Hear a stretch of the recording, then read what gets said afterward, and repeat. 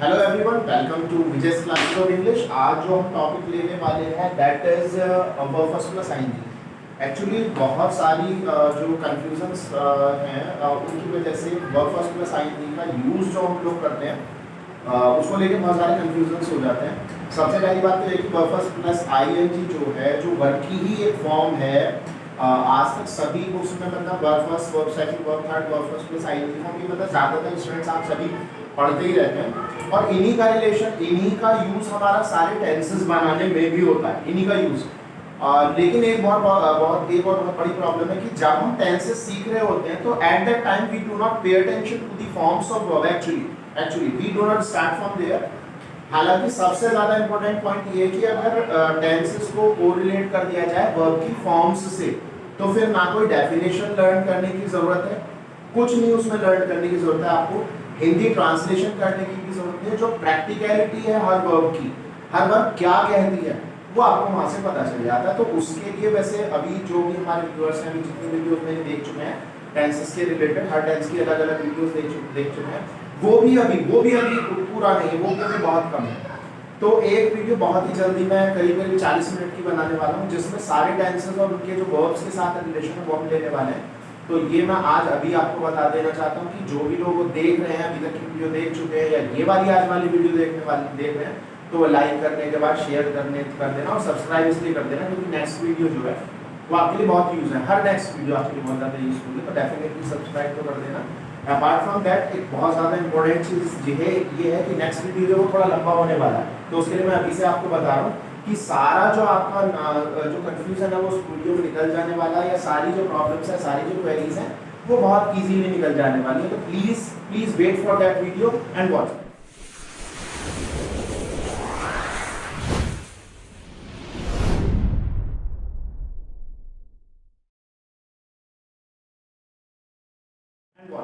सो हम आज की बात फिलहाल स्टार्ट करते हैं। फिलहाल मैंने कॉन्सेंट्रेट किया केवल वर्ब की फर्स्ट फॉर्म प्लस आईएनजी।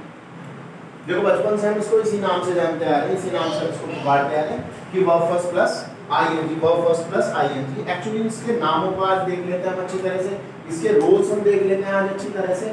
और सबसे जरूरी जो बात है, सबसे पहली बात कि आज से अभी से आप इसको पर्टिकुलरली मेनली एक एक्शन वर्ड मानना तो बंद करेंगी दो कि ये हार्डकोर एक्शन वर्ड नहीं है।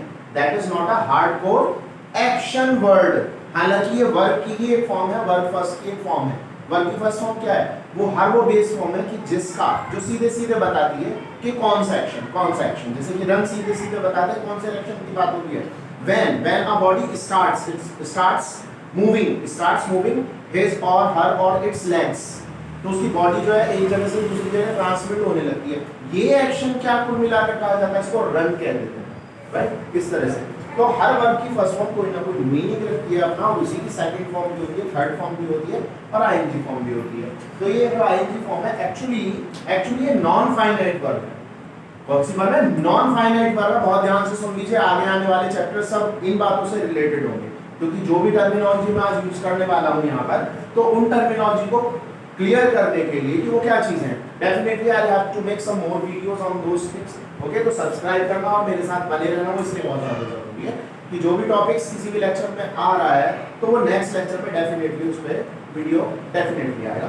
तो ये नॉन फाइनाइट वर्ब है। देखो चार जो आपकी फॉर्म्स हैं, first form, second form, third form और फोर्थ फॉर्म, इनसे आप अच्छी तरह से भली बातें परिचित हैं। You are very much familiar with all these four forms of verb. हालांकि जो वर्ब की फॉर्म्स है वो केवल इतनी ही नहीं है, इसके बाद हम बात करेंगे टू प्लस वर्ब फर्स्ट या having plus verb third. some other verbs are also there, some other forms of verbs are also there, लेकिन अभी उनकी जरूरत नहीं, उनके बारे में हम बाद में बात करेंगे।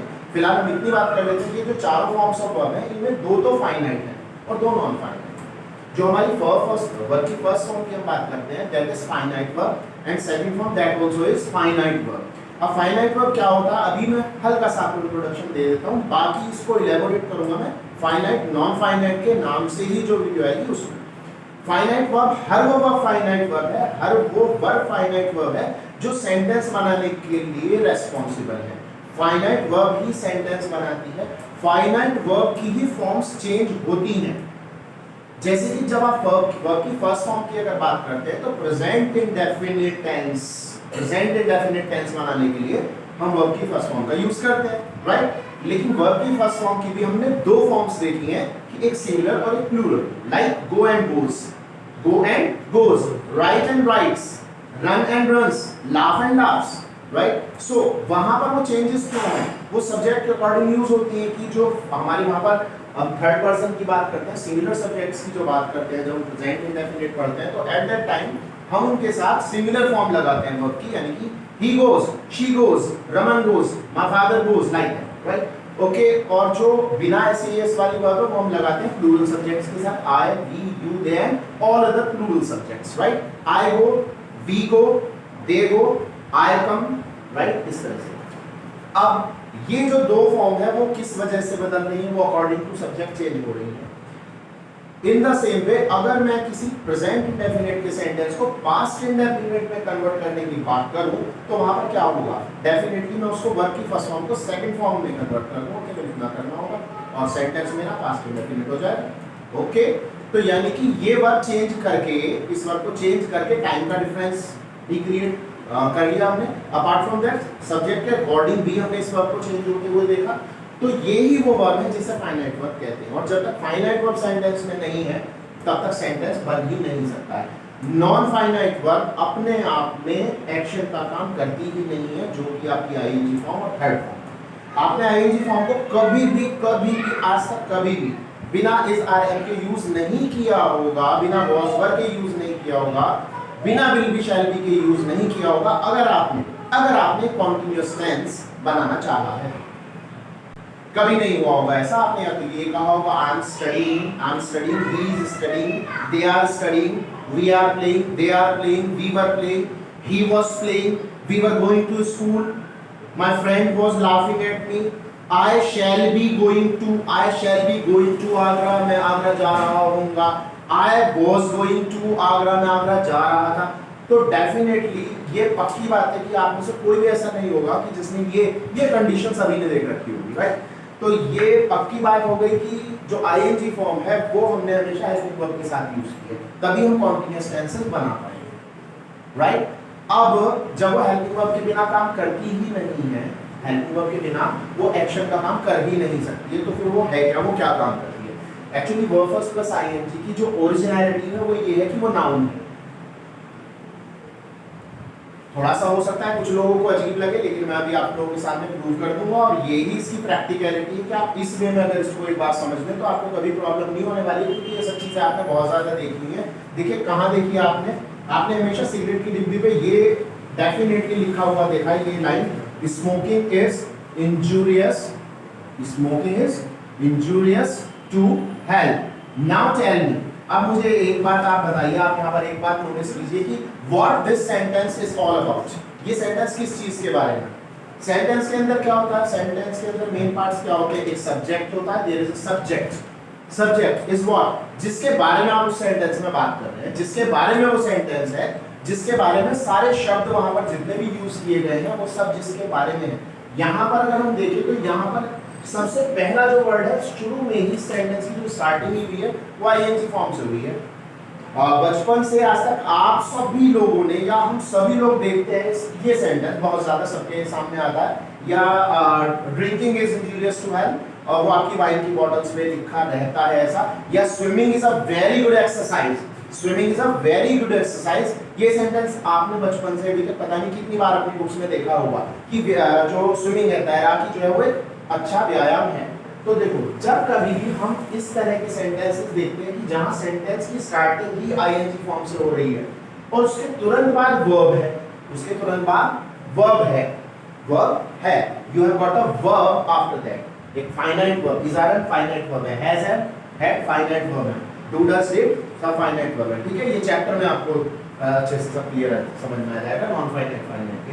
फिलहाल यहाँ पे हम ये देख रहे हैं कि हमें शुरू में ही हमारा सेंटेंस आईएनजी फॉर्म से ही स्टार्ट हुआ है और उसके तुरंत बाद वर्ब है, तो ये बात पक्की हो गई कि what is this is the subject of the sentence. और देखिए सब्जेक्ट क्या होता है, किसी भी सेंटेंस का सब्जेक्ट या तो नाउन होता है या फिर प्रोनाउन होता है। ये एक यूनिवर्सल बात है, ये हमें हमेशा याद रखनी है, और ये हमेशा लास्ट तक जब तक कि हमारा ये कोर्स चलने वाला है इंग्लिश का, बस याद रखिएगा इस बात को कि जो सब्जेक्ट है वो हो ही क्या सकता है, उसकी लिमिट क्या है। या तो आप कोई नाम लेते हैं जब भी आप किसी के बारे में बताना शुरू करते हैं, whenever you start talking about something, what is that something? वो कुछ तो है, उसका कुछ तो नाम, तो या तो नाउन होता है, अदरवाइज प्रोनाउन होता है, अदरवाइज प्रोनाउन होता है। अब प्रोनाउन में तो ये कोई भी है नहीं, क्योंकि प्रोनाउन तीनों कौन कौन से होते हैं हम जानते हैं, ही होता है, she, I, we, you, they, this, that, these, those, each, every, right, neither, not, ये होते हैं प्रोनाउंस, राइट, ये होते हैं प्रोनाउंस। तो लेकिन यहाँ पर इनमें से कोई भी वर्ड नहीं है, it means that is not a pronoun. तो फिर क्या ऑप्शन बचा हमारे पास? नाउन। ओके, तो ये यहाँ पर नाउन का काम कर रहा है, और जब नाउन का रोल ये प्ले करता है ना, तब इसका नाम होता है जेरेंड। क्या नाम होता है? Gerund. Okay, in the same way एक और एग्जांपल मैं यहाँ पर लूंगा कि I have left smoking, I have left smoking. Now observe this sentence. यहाँ पर हम इस सेंटेंस को ध्यान से देखें, I subject, have helping verb, left verb third, right. ये हमारा पूरा एक एक्शन हो गया, कौन सा? परफेक्ट मोड आ गया ये हमारा। हैज हैव के साथ थर्ड फॉर्म लगाया जाना, इसका मतलब क्या है कि आप परफेक्ट मोड एक्सप्रेस कर रहे हैं, एक्शन का परफेक्ट मोड प्रेजेंट में एक्सप्रेस कर रहे हैं। हैज और have, then verb third, that expresses what? Present perfect. वो प्रेजेंट परफेक्ट हो जाता है। आई हैव लेफ्ट, मैंने छोड़ दी है, क्या छोड़ दी है मैंने? स्मोकिंग। तो ये जो लेफ्ट करने का जो इफेक्ट जा रहा है वो कहाँ पे जा रहा है? स्मोकिंग पे जा रहा है। छोड़ा किस चीज को गया है? स्मोकिंग को छोड़ा गया है। सो डेफिनेटली स्मोकिंग यहाँ पर क्या हुआ? ऑब्जेक्ट हुआ या नहीं हुआ? What is an object? Object वो होता है जहां आपके एक्शन का इफेक्ट ट्रांसफर होता है, राइट। मैं आपको पढ़ा रहा हूं, मैं स्टूडेंट्स को पढ़ा रहा हूं, तो इफेक्ट किस पे जा रहा है? मेरे एक्शन का, मेरे पढ़ाए जाने का एक्शन किस पे जा रहा है? स्टूडेंट्स पे ना, राइट। आप खाना खा रहे हैं, इफेक्ट किस पे जा रहा है? खाने पे। अंडरस्टूड? तो यहां से जो लेफ्ट का इफेक्ट है वो स्मोकिंग पे ट्रांसफर हो रहा है। तो what is that? That is object, that is object. And once again the same thing कि ऑब्जेक्ट कौन होगा? या तो नाउन या प्रोनाउन, या तो नाउन या प्रोनाउन। लेकिन इनमें से कोई, ये जो स्मोकिंग है ये प्रोनाउन में से किसी से भी मैच नहीं कर रहा, ये प्रोनाउन है ही नहीं। तो ये क्या हुआ फिर? यहाँ पर भी नाउन हुआ, noun. Once again the same thing, gerund, क्योंकि नाउन का रोल जब ये प्ले करता है तो क्या होता है? जेरेंड। इसके अलावा और किस तरह से इसका देखो, यानी कि हमें ये पता चल गया कि आईएनजी फॉर्म सब्जेक्ट की तरह भी काम करती है और ऑब्जेक्ट की तरह भी काम करती है। यहाँ पर ये इस वाली वर्ब का सब्जेक्ट है, राइट। यहाँ पर ये इस वाली वर्ब का ऑब्जेक्ट है। नाउ हम एक और बहुत इंपॉर्टेंट चीज कर सकते हैं इसके साथ, जो होती है और बहुत ज्यादा यूजफुल है, वो आप सीख रहे हो तो बहुत मजा आप लोगों को आने वाला है। बहुत सारे सेंटेंसेस आप कवर कर सकते हैं उससे। बहुत बार क्या होता है कि हम दो एक्शन एक साथ बोलते हैं, दो एक्शन एक साथ बोलते हैं। जैसे कि खाना खाकर मैं स्कूल चला गया था, शोर सुनकर बच्चा उठ गया था, मुझे देखकर वो वापस मुड़ गया था। शायद मेरे पैसे उस पर उधार थे, तो that's why it is so कि मुझे देखकर, शोर सुनकर, खाना खाकर हम दूसरा एक्शन बता रहे हैं। क्या? पहला एक्शन करके हम दूसरा एक्शन बता रहे हैं। वहां पर भी इसका बहुत अच्छे से, मतलब बहुत एक सिंपल सा यूज है कि जब आप बात करें कि शोर सुनकर, तो on hearing the noise the baby woke up। On hearing, सुनकर, तो आपने प्रीपोजिशन के साथ इसका यूज कर लिया। इसका मतलब ऑन हियरिंग, सुनकर। ओके, जितने भी क्विक एक्शंस होते हैं, बिल्कुल एकदम मोमेंटरी एक्शंस जो होते हैं, सुनकर, देखकर, मुड़कर, क्या है इनमें कोई बहुत लंबा टाइम तो लगता नहीं है। तो ऐसे एक्शंस को जब आप इस वे में बोलते हैं कि ऐसा कोई एक्शन करके कोई दूसरा एक्शन हुआ, तो देखो आप वहां पर जेरेंड का यूज कर सकते हैं इस तरह से कि according to your sense whatsoever you want to create in that sentence, उसके हिसाब से आप प्रीपोजिशन लगा सकते हैं। जैसे अगर आप ये कहें कि खाना खाकर मैं स्कूल चला गया, तो यहाँ पर थोड़ा सा एक डिफरेंस हल्का सा ये है कि that is not a momentary action, that is a time taking action, खाना खाना। तो वहां पर हम केवल इतना फर्क तो डालेंगे, इतना फर्क तो आएगा कि आफ्टर, वहां पर मैं प्रीपोजिशन ऑन ना लगा के आफ्टर लगा दूंगा, क्योंकि वो एक लॉन्ग है ना, वो एक लॉन्ग पीरियड ऑफ टाइम है। तो after taking food I went to school, खाना खाकर मैं स्कूल चला गया। ओके, तो इस तरह से डिफरेंट डिफरेंट प्रीपोजिशन के साथ भी इसको यूज कर सकते हैं हम। यहाँ पर by working very hard he acquired a lot of money. By working very hard, कठिन परिश्रम करके ही एक्वायर्ड, उसने इकट्ठा कर लिया a lot of money, बहुत सा पैसा। in spite of working very hard she failed, in spite of यानी बावजूद। तो जब भी हमें कंट्राडिक्टरी एक्शंस एक साथ बताने हैं कि इस चीज के बावजूद ऐसा हो गया, तो वहां पर हम in spite of preposition use करके तब जेरेंड यूज कर लेंगे, राइट। तो ये था, हमने देखा है कि जेरेंड के रूप में कहां-कहां किस तरह से इस्तेमाल होता है। देखो एडवर्ब के रूप में कहां-कहां पे इस्तेमाल हो रहा है। एडवर्ब के रूप में ये हमारा इस तरह से इस्तेमाल होगा आपका, एक तो just a moment, listen,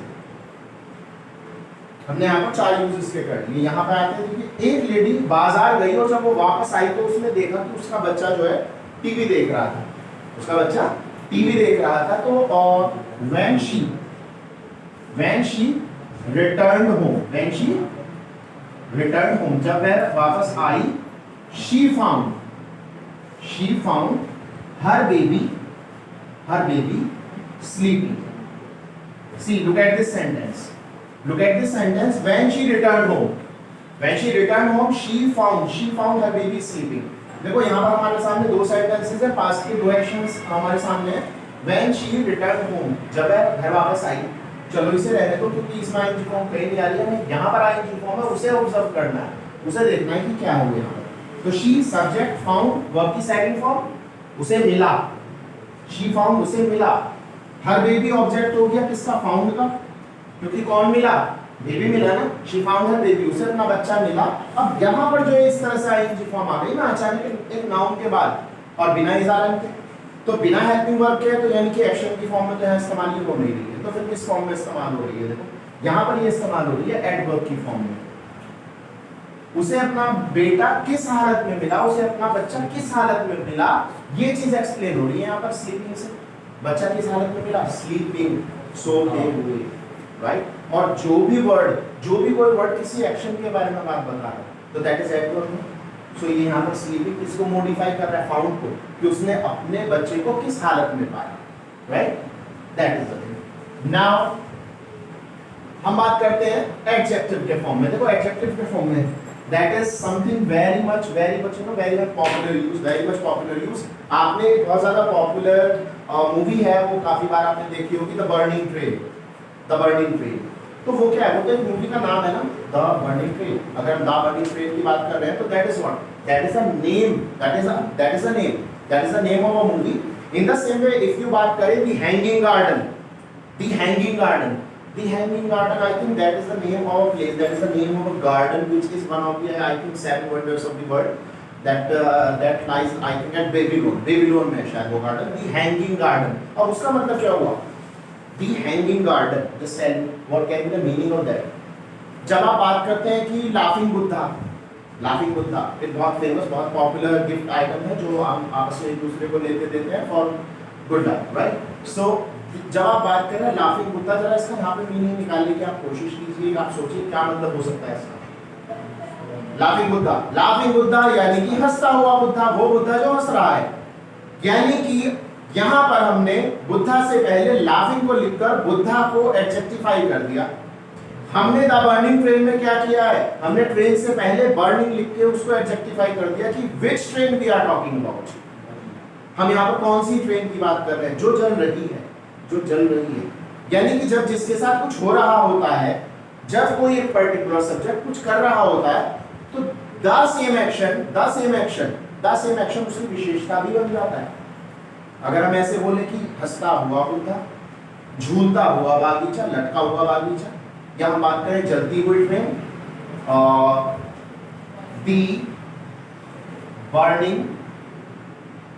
burning train. Okay, so in this sentence देखिए ट्रेन क्या है, train is the name of an object. एक ऑब्जेक्ट का नाम है, ये कॉमन नाउन है, और कॉमन नाउन से पहले हमारे पास क्या है यहाँ पर, बर्निंग, और उससे पहले क्या है, द। ये तो आर्टिकल हो गया, जहाँ पे भी कहीं आर्टिकल आ रहा है तो इसका मतलब वो नाउन को हम इंट्रोड्यूस करने वाले हैं, और उससे पहले ज्यादा से ज्यादा एडजेक्टिव हो सकता है।